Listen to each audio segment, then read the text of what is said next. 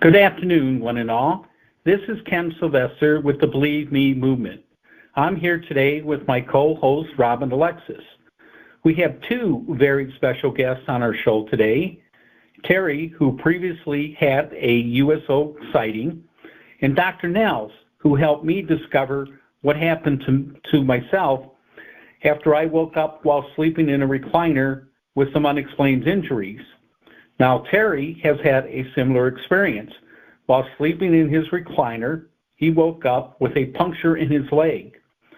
Dr. Nels, Robin, and I are going to take a look at what happened to Terry.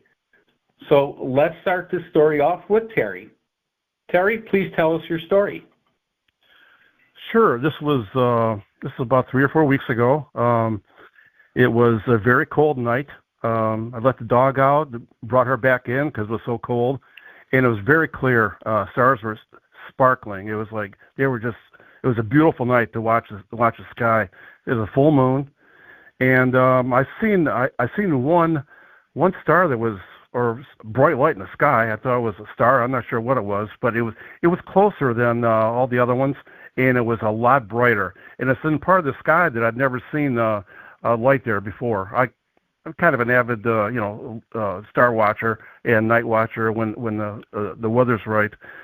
So anyway, I'm watching this thing, and I said, "Wow, it's a night. I'm gonna sit out here for a little bit and watch this."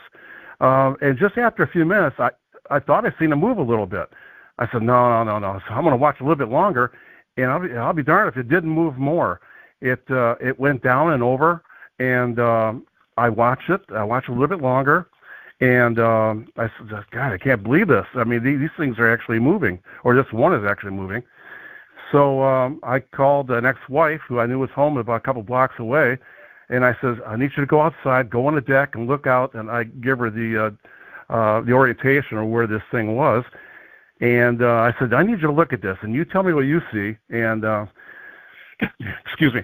And so she tells me that this thing is moving down and over, I think it was to the left, and I said, "That's exactly what I'm watching."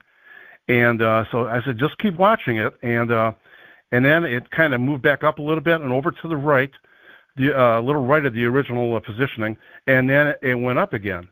And then and at just about this time, to my bottom right, which would be about 4 o'clock, I'm noticing another object. It's like it wasn't as bright. It was like a little bit off white, and it was coming up like from 4 o'clock to 11 o'clock slowly. And I said, "Wow, where's this coming from?" There's an airport close to us, but never from that position. And it was absolutely quiet. So I'm watching this, and so my attention is drawn to this new object, whatever it was, and then to my left-hand side, I was a little distracted, but there was a white light, a streak of light that came from above. I don't know how far above. I just saw it when it was getting close to the ground. It just shot down and stopped in position, and it was about 20 degrees up off the ground, and the same orientation, elevation as the original object. I wish I would have seen where it came from, but I was just distracted by the secondary object that was down and to my right. So I at this time I already had my camera out, and I was watching all this stuff and taping it. And it was just it was strange because I was starting to see other lights around. To my left, up and to my left, there was 2, and up and to my right, there was a couple. And so I'm watching, and I see movement, with these different objects.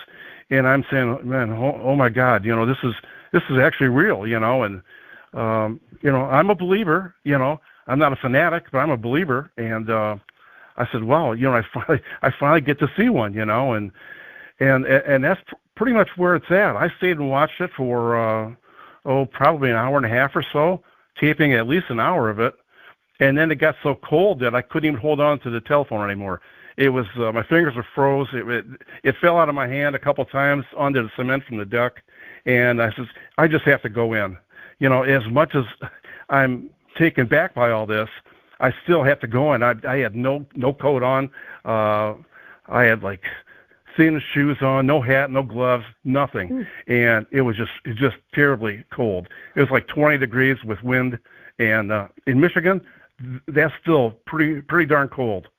And so I had to go in, and that was the last of it. And then I met Ken sometime previous to that at a book signing, and we got talking. And anyway, so I knocked at Ken's door. I said, "Look, I had something happen to me. You ain't gonna believe this, but it's true." And I spilled it out to Ken what exactly happened, and that's how we got to know each other, and that's how we got to Robin, and that's where we're at now. To summarize just for a minute there, Terry ended up shooting an hour and 40-minute video of multiple UFOs, including a very visible triangle shaped UFO. And this was done on February 7th. He came to my house on February 9th. But then, shortly was it about a week ago, Terry? Yeah, I got a call from Terry, and he sent me a picture of a puncture hole in his leg that happened while he was sleeping in his recliner. So can you tell us about that night? Yeah, sure. Just watching television. The dog's on the couch. I'm just sitting there. It was a long day. She always gets me up at 6 in the morning, and so about 8 o'clock at night, I'm just kind of dozing a little bit, and I just didn't even know I fell asleep, but I woke myself up fighting. I'm physically fighting. I'm an ex-cop, and that was part of my job, and I'm fighting, and I'm saying, "Let me out of here, let me out of here," and I'm fighting, and all I could see was like a gray haze. It was like a medium gray, and I couldn't see anybody, faces.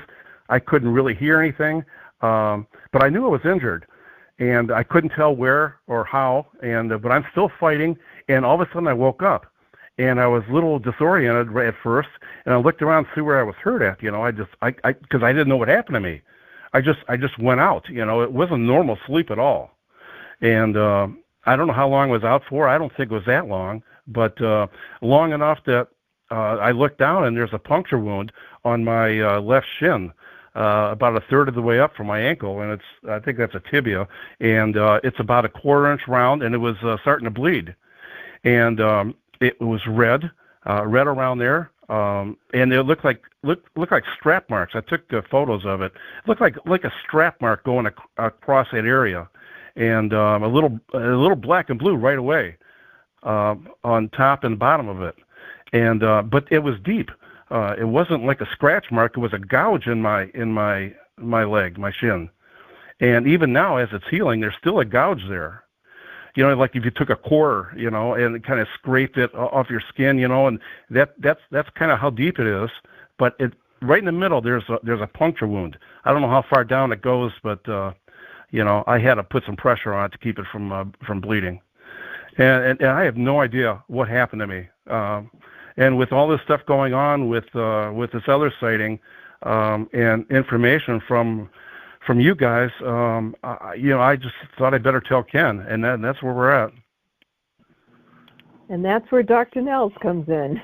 Okay. Well, all right, Terry. Well, when you were talking, I was actually tuning into, okay, what's the underlying vibration that has got stuck in your subconscious, and I could say / energy field, and it is the feeling of powerlessness, which of course makes total sense if somebody's strapping you down. So Sure. Anyway, what we're going to do is help release that, because right now your system is still stuck in fight or flight, or that wouldn't be showing up on my scan of what's going on with you. So let's see what we can do with that. Hang on a moment.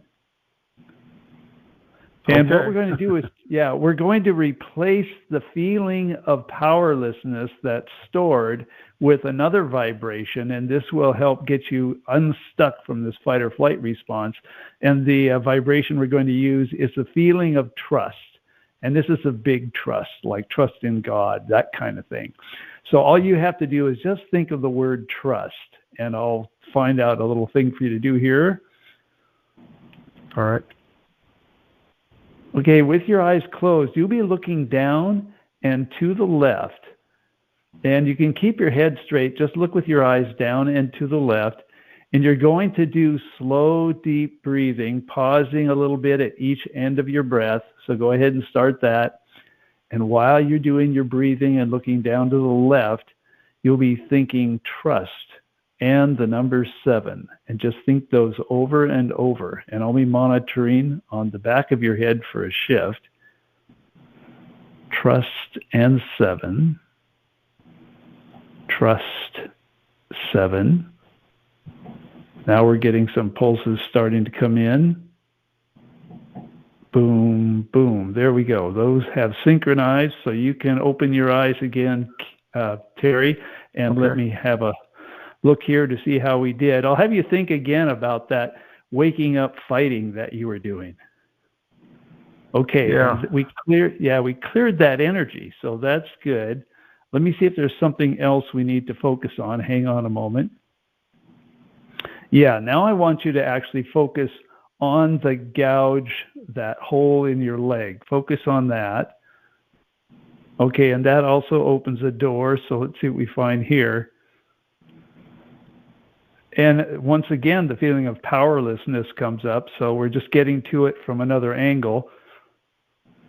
And yes, we're going to use trust again to help get rid of that. So let's see how we do it this time.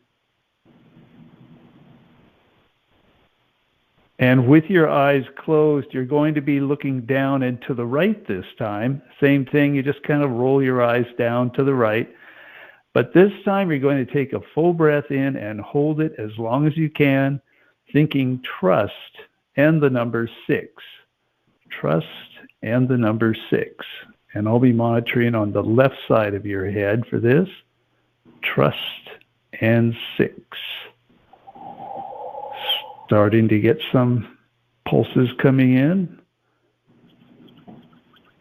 And there we go. You can breathe normally again, Terry, and eyes open. All right.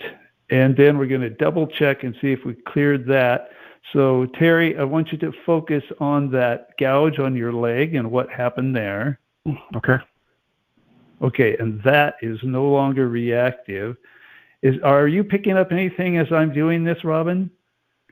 Oh, I'm getting all kinds of things. I'm monitoring what I should actually say on a podcast, what I'm saying. But, you know, why don't you just keep helping him, and then when his energy's really comfortable and he's not stressed, then maybe I can talk about what I'm seeing it to some degree. Right. Actually, excuse me. No. Okay. My guides are jumping in and saying I'm approaching this in a fear-based way, and they're not going to allow me to do that. So, there you go. So Terry, I don't think you were ever told. I'm not sure, but after you videotaped the ships, and after you were on the Believe Me Movement podcast, there was an incident where I was shown that the reason why they wanted you to videotape those ships, and you were summoned outside to do so, is because you've actually had an ongoing relationship with those particular extraterrestrials. And they were having difficulty with their ships.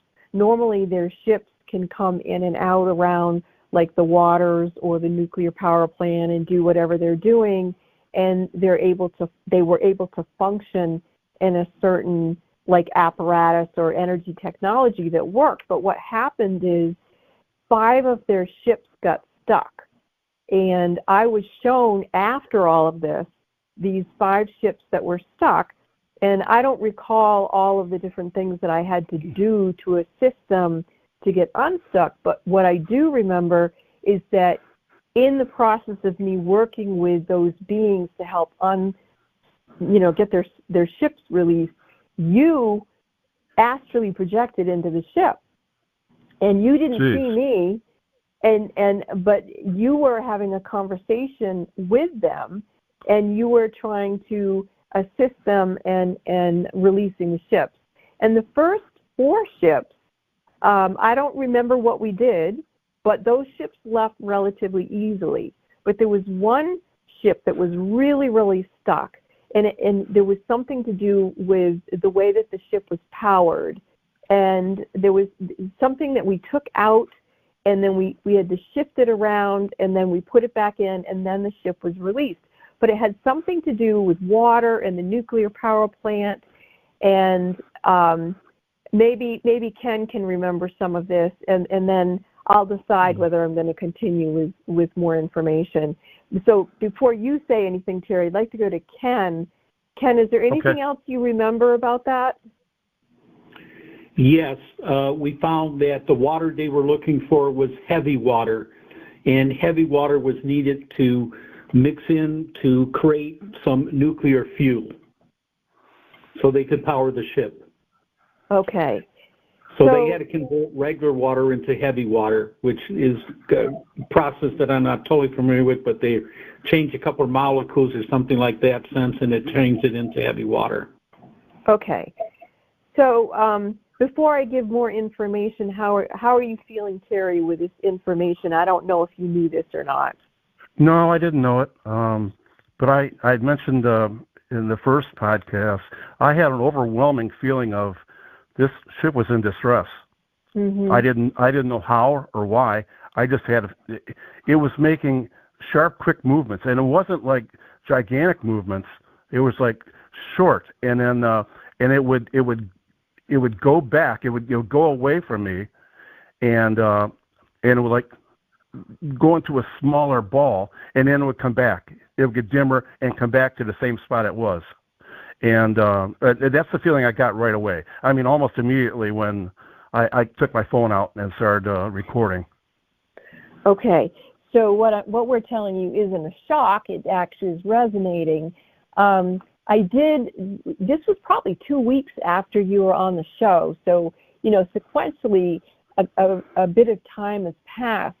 And before I go any further into information, I do think let's go back to Dr. Nels to see if he can do anything to assist you with having this new conscious information. All right. So, Terry, when you were recounting that feeling that the ship was in distress, I've been sitting here testing and monitoring to find out if you opened another door into your field and subconscious. And you did again, and once again, that feeling of powerlessness is there. So let's see what we do with it this time. Yes, and we're still going to use that feeling of trust.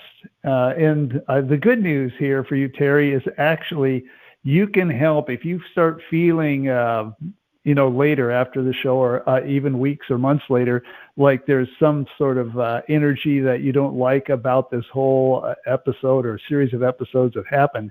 You can just put your hand over the center of your chest and just remind yourself, I trust, and it'll help sort all that out. So that's your homework that you can use to sort of get balanced when things don't feel right to you. So now let's focus on trust again, and I'll find out once more what we do with that. All right, and once again, you're going to be looking down and to the right, just rolling your eyes down to the right and taking a breath in and holding it. And you'll be thinking trust and the number 6. And this time I'll be monitoring on both of your temples for that shift. Trust and the number 6. Trust and 6. And we're getting a little fluttering coming in here, starting to turn into a pulsation. And now it's slowing down, big, strong heartbeat pulses, both temples, boom, boom. There we go. You can breathe normally again, eyes open. And let's see, I'll have you think again about witnessing that ship and thinking that it was in trouble. Okay. And that is no longer a reactive thought. So, okay, Robin, back to you.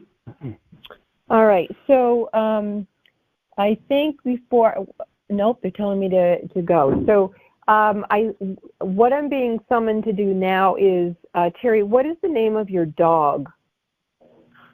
Dolores. Dolores. We named her after a 50s name. She looks like a Dolores. Oh, that's cool and adorable. So my feeling is Dolores is coming to me energetically and communicating that she may need some help with something else. Is that resonating to you? Yes. Yeah, on my end it is. How about you, Terry? She's been just fine. I don't see any different in her. She was good that night, other than she was really cold. She wanted inside. Well, she's telling me that the night that you were punctured, she was taken also.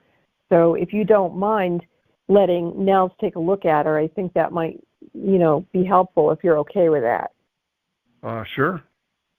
All right. So, yes, when I tune in to Dolores, the feeling that comes up is the feeling of being abandoned. Whatever, that's how she related to the experience. And so we're going to find out what we do with that. Wow. Well, and fortunately, the feeling of trust is good for her as well. And by the way this energy business works, especially between people and animals, is what's good for you is good for her, and what's good for her is good for you. And so when you're doing your thing with I trust, that's going to balance your energy field, and Dolores will immediately feel that as well. So it'll be good for her too. So what I'm going to do is similar to what I did with you, but she doesn't get to participate in quite the same way, not out loud like you do. But I'm going to be touching her temples and working with the feeling of trust here and waiting for a synchronization of pulses to clear that. Working with trust and Dolores. Okay, there we go. We got strong pulses coming in. Boom. All right. So she shifted on that. And I'm also going to see if there's any fight or flight residual stuck in her tissues. The animals really have that happen more to them than the feelings, actually. So let me see here. Nope. She was responding to that feeling. Anything else you see there, Robin, especially relative to Dolores? Yes. She's communicating to me, and she says that she knows when the good guys come and that Terry's in harmony with them, that he has, they have permission, it's free will that he's interacting with them, and he does go on ships sometimes. He does help with different situations. He's been trained for a long time to be doing this sort of thing. Goes back to his childhood, something to do with his father. And so it feels like Dolores has been an animal in Terry's life more than once, and that she's very seasoned at being around him at his very expanded energetic abilities. She says what happened that night was a very dark situation, and that she became aware of it, and when she went to protect Terry, that she was yanked away from him, and it really ticked her off, to say the least. And then the situation that happened with Terry, what I have seen since watching you help these ships around the nuclear power plant is I've gotten phone calls, let's put it that way, from someone else who became aware of the type of work that could be done to help ships not get stuck around nuclear power plants. And I was told that I could help when I was called, but I was not supposed to be talking about such matters on this show. So anyway, it's coming out. So here we are, and I'm going to go to Ken for a minute here and see if he wants to say anything. Right now, I'm just following along with you, Robin, so I'm going to let you continue on. Okay, so I'm actually going to go back to Dolores. Dolores is saying that there are a number of humans that are like hybrids like Terry, where they are very sophisticated at being human. They've had very sophisticated protector roles, like being cops or detectives, or we know that Terry protected numerous presidents. He protected the Pope. He's been a first responder in some of the most tragic airplane accidents ever. So Terry is very seasoned at addressing very traumatic situations on the planet. But what he's just learning about himself is that he also does rescue work in his astral body. And we are learning that some of the techniques that I was able to oversee that he does with them around nuclear power plants, it is now something that other people are aware of, and evidently we could be summoned to do that sort of thing. But what I will tell you is that what I've been seeing that bit you is not extraterrestrial. My feeling is that you were doing something benevolent initially, as you do, but then there's something that wanted to stop you from what you were doing. So let's say we have defined bad ETs as those who break universal law. And what does that mean? It means they go against an individual's free will. So if Terry, his free will, is willing to work with some of these benevolent ETs, that's one thing. If there's ETs who are grabbing him against his will to force him to do something against his will, those are the bad ETs. What I'm seeing is that some bad ETs came and tried to take you, Terry. They probably understand that you know how to work with ET technology, and they didn't want you working with the good guys. They wanted you working with the bad guys. It looks like your dog became aware of that and was yanked away from you, and then you were fighting for your life, literally. And then what I'm seeing is, and this may sound totally insane, but this is what I'm seeing. I'm seeing a demon. And oh, great. Yeah, but that's okay, because we're going to address that situation. So I take it when I said that to you, A, it must have resonated, and B, it didn't make you very happy. Is that accurate or not? Yeah, that's pretty accurate. I wish the good guys would stop and say hi. Yeah, well, I think that all of this is important for people who are listening to understand that if we're going to have relationships with extraterrestrials, we have to have discernment. The same way we have to have it with humans, you have to have it with extraterrestrials, and we have to understand that there are probably very beautiful angels who work with benevolent ETs, and then you've probably got the other side that pull up demonic energies or entities or whatever who work with, let's call them, the bad guys. So this is a very informative show. It's nothing to be afraid of. So I'm going to go to Nell so that he can help work with you to let go of whatever's in your body reacting to the experience, and then I'm going to talk to the demon itself. Dr. Nell? Okay. Yes, let me have a look here and see what our best way to find the door in is. Okay, right side. Where was that wound? Was that on your left leg? Left leg, yeah. Yeah, okay. Well, let's try this first of all. Sometimes when traumatic events happen, the brain does a polarity flip, and essentially to really get at the real underlying problem, we have to check and see if you've done that. So I want you to just focus on your right leg in the same area where that wound on the left leg is. Okay. Okay, now that is not opening the door, so there's something else going on. Let me find out what it is. Okay, have you had an injury to your right knee in the past? Yeah, I've had them both replaced. Oh, okay. That's kind of big news. All right. It was a tough job. Yeah. All right. So just focus on your right knee, because that's where the doorway is, so to speak. Let's see. Yeah, that's got the door open. All right. And once again, the feeling of powerlessness is coming up. So let's see what we do with it. And we're still going to keep using trust. Let's find out what our method is this time.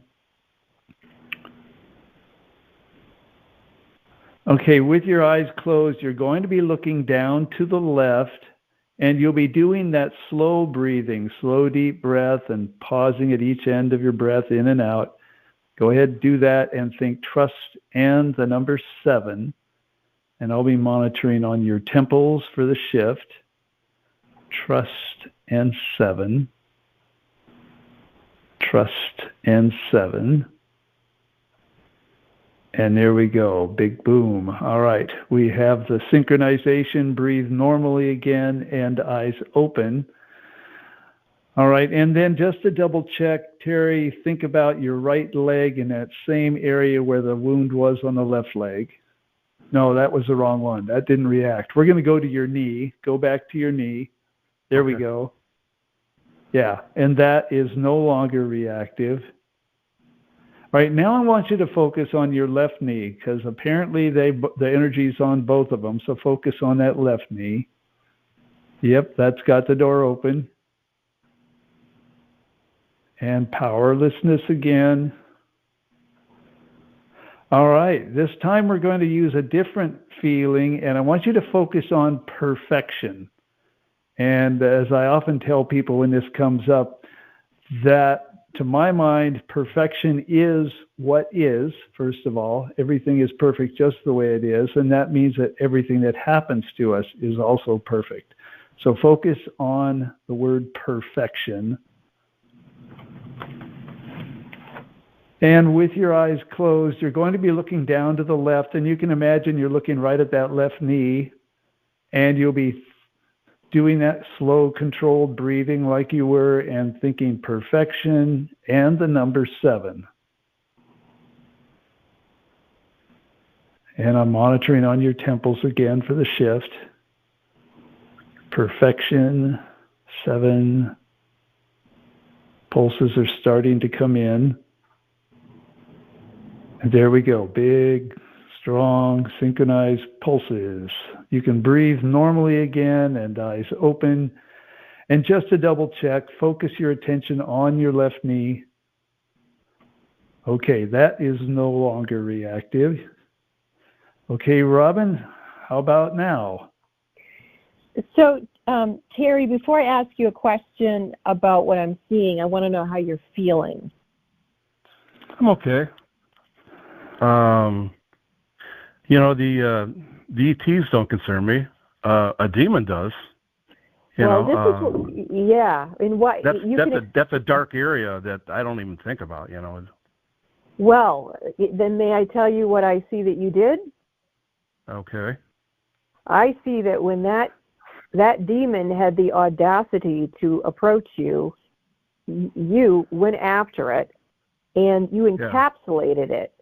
And you actually even let it bite you because you wanted to remember it was there, because you wanted to bring it to this situation so that we could deal with it. And if that resonates with you, that's the next thing we're going to do. Yeah, that's crazy. If I recognized a demon and if I had the capacity, I would fight. You did. I don't normally do that, but.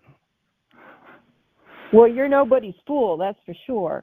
And so this, you're very adept at physically fighting. Well, let me tell you, you kicked this thing's butt in a psychic battle, and you encapsulated it, and you did let it bite you, not because it overpowered you. You let it bite you so you wouldn't forget, so we could do this. I'm very clear about that. So if that resonates, I'm going to start working with Nels to address the situation. Are you comfortable with that? I'm fine. Thank you. Okay. So, Nels, I know you and I have never dealt with an encapsulated demon before, but my feeling is that we can approach it in a variety of ways, one of which actually it says it wants to talk. So, Nels, do you want to see if this creature wants to maybe not always be a dark demon and maybe start progressing into a more opulent being? Or do you think that thing's just tricking us and we shouldn't even bother with that and we should just get it to leave? What do you feel, Dr. Nels? Okay, well, I've got to tune in because the last thing I want to do is get on the wrong side of a demon. So give me a moment here to really dig in and find out, because I was concerned about that whole trickery aspect as well. Okay, I'm getting that this demon is sincere. Sincere in its feeling that it wants to change. Whether it's going to happen, I don't know. But is there something more you want me to do beyond that? Well, what I'm seeing is that this demon could actually become a surrogate healer for other demons. What it's saying to me is that when these life forms initially got hooked up with what we call the bad ETs, they didn't know what they didn't know. It's kind of like a child that gets groomed to do something it shouldn't be doing. This life form is saying, yes, it is a demon. It has been doing bad things, but it's also realizing that it was doing bad things because that's what it was programmed to do. So in its awakening process, it is saying, yes, let's see if we can lift it up. And in that process, I'm seeing all kinds of other life forms of a similar nature that are getting ready to leave this planet. They don't even want to be here anymore. All right. Well, what came through as you were talking is that this demon is dealing with a lot of grief. Yeah. And that has got me really lit up. Like, this is amazing. So let me see what we do with that. And yes, and this is another big message, because the feeling that the demon needs to use is trust. And again, it's the big trust of believing in God and that God is here even for you, demon. So let's, I'm going to go ahead and connect with it on the same level, same kind of way I was doing with Terry here. Okay, so I'll be contacting this demon, and I think what we'll do is just you and me, Robin, just focus on the word trust. Okay. All right, and I've got a connection here, trust. Trust. Trust. Okay, here we go. We've got big pulses coming through and synchronized.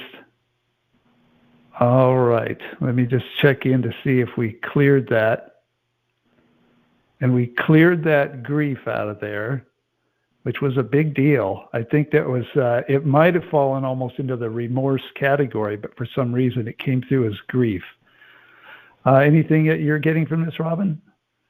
I'm also sensing the depth of the horror, but it's like, this is going to sound really weird, but this is what's coming to my mind. It's almost like if you were giving a session to Hitler, and Hitler is realizing how horrible he was. Like, it's that type of frequency that is awakening and going, oh my God, I was a real whatever you want to call it. And so, there it goes. I can feel the energy lifting. And, of course, it's going to have to go through whatever its own journey is. But, blessings to all of us, but especially to you, Terry, who had the chutzpah to freaking encapsulate a demon and let it bite you and call Ken and come on the show so that we can all put together the power of love to offer it to something that one would probably never contemplate would have the opportunity to ascend. Yeah, this is out there a little bit.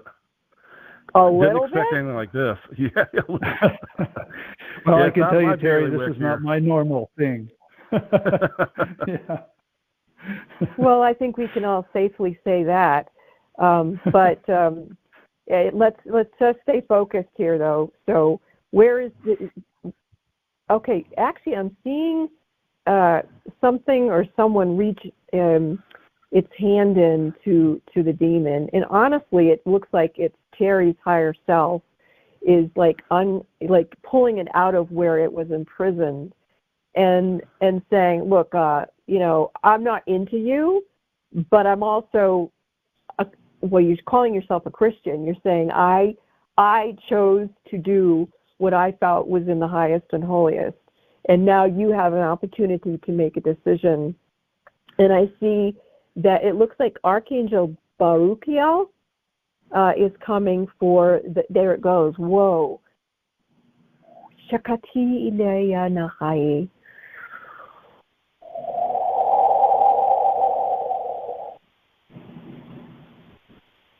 Terry, what are you feeling now? I feel kind of calm. I don't. This whole thing is maybe a little anxious, but it's waning a little bit, in time. But right now, I feel pretty calm. Okay, and how about you, Ken? I'm a little baffled this time at this. It's a first for this, and I'm not surprised that Terry did what he did from the little bit that I've known Terry. Yeah, I mean, you think about what do archangels and angels do? Like Archangel Cassiel and Archangel Baruchiel and Archangel Michael and all the, the benevolent angels that work with them. This is what they do. This is who the humans call upon to assist when things like this happen. And so we're experiencing it in real time together in communion. And how about you, Dr. Nels? Where are you at with this? Are you comfortable? Is there anything we need to do?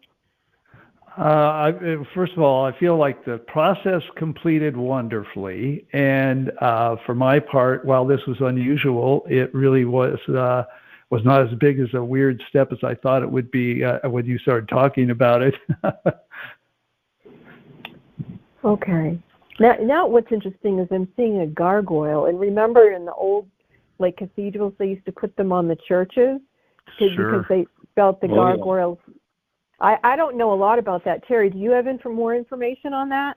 No, I don't. Okay, but this is all new to me, Robin. Yeah, well, honestly, it's new to me too.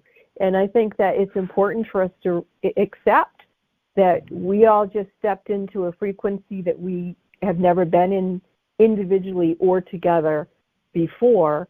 But if you think about it, why would God create archangels and angels who fight these sorts of things if they don't exist?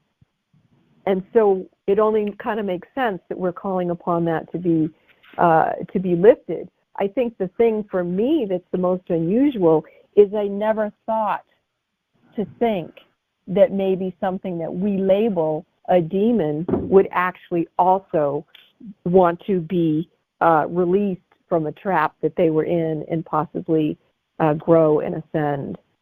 So, well, that's a good thing. Yes, it's a really, really good thing. And so, I think like you, Terry, you've expressed that you feel calm, but you feel anxious. I also feel like, whoa, what the heck just happened? And yet, I also feel like, yes, that just happened. So before we, close this call or this show, Ken, is there anything else you want to say? Just it seems like the demon was tricked when he first got into this, and Absolutely. That's how he got stuck into it. And also that we both kind of had the same reaction, the fight or flight. We both choose to fight because I wound up with injuries with a sprained wrist and my right arm, and we both decided to fight. Well, we talked about you both being Knights of Templar and past lives, and, the angels are with us, the archangels are with us, and God is with us, and we're here choosing love and to honor the laws of the universe. And so we're living proof of that. How about you, Dr. Nels? I'm feeling good about at least the role I got to play to help both Terry and that demon. So I'm feeling good with it. Okay. Well, then I'm going to say I'm feeling a little anxious. So before, and not because I know we succeeded and I know what we did was miraculous, but I still feel a little unsettled. And so before we end the call, is there could you use me as a surrogate to, for not only us, but anyone listening to this, to feel that extra trust level before we end this show? That's a great plan because, as you know, in the quantum universe, time and space really are not an issue. And so people who are listening to this podcast weeks, months, years from now, however long, may have this whole thing really resonate with an experience that they had. And so this is a great time to do a surrogate healing via you, Robin. So let me see what we find here. All right. And yeah, that feeling of powerlessness is there again. So let's see what we do with that. And we're going to go straight to trust. So this is for Robin and for all the people who are listening who want to release some of their own stress in this kind of thing. Just follow along and do this the same as what I'm going to be telling Robin to do here. And with your eyes closed, if you're driving, don't do this. You're going to be looking down to the right, and you're going to take a breath and hold it. While you hold your breath, focus on trust and the number 6. And I'm monitoring on the back of Robin's head. Trust and 6. Feeling some pulses starting in. Trust 6. Boom, there we are. It shifted. You can breathe again normally, eyes open, double check and see. Yes, we cleared that energy. Anything else, Robin? How are you feeling? Well, I got to tell you, I might start crying. I'm a clairvoyant, and I see Jesus. I see him clear as day. I know some people refer to him as Yeshua, but I see Jesus Christ so vividly, and his arms are down with his palms open, and it's just the most beautiful reminder that he did come to save everyone, right? He came not only for those of us on the call or listening to the call, but all life everywhere. And that, can you guys feel that? I'm feeling it now. I don't know. Yeah. Terry, how about you? Are you feeling it, Terry? Yeah, I just feel calm. I feel better. Okay. I feel all right. Okay. And Nels, I think I just heard you say you feel better too? Yes, feels wonderful. And you, Ken? Yes, I have a static feeling going on here. Yeah, me too. I think it's safe now to move towards the end of this show. So I want to thank Terry because, wow, Terry, you're quite a dude, man. And obviously my dog just walked over and licked my hand. So oh, Dolores! All right, yay! Oh, that's just really comforting. Huh? Yeah, it's really a cool dog. Oh, wow. Well, let's just know that maybe we don't need to fight the demons anymore. We can just have Archangel Baruchiel and his band of soldiers with him. And those of us who choose love, you've been listening to the Believe Me Movement podcast. And this, as you can see, is an experience, not an explanation. So if you feel comfortable, obviously, we offer this podcast as a relaxed and safe space for those of you who are courageous enough to share your profound and sometimes befuddling experiences. You can come on and be a live guest on our podcast. You can be like Terry. You can become a guest in the seat of honor on the Believe Me Movement podcast to share with us your personal experiences. And what can it be? It could be maybe you have a mystical pet story. Do you have a pet that needs healing? Dr. Nels will be here, and I am a pet communicator. We can help with your pets. Any kind of paranormal situation of any kind.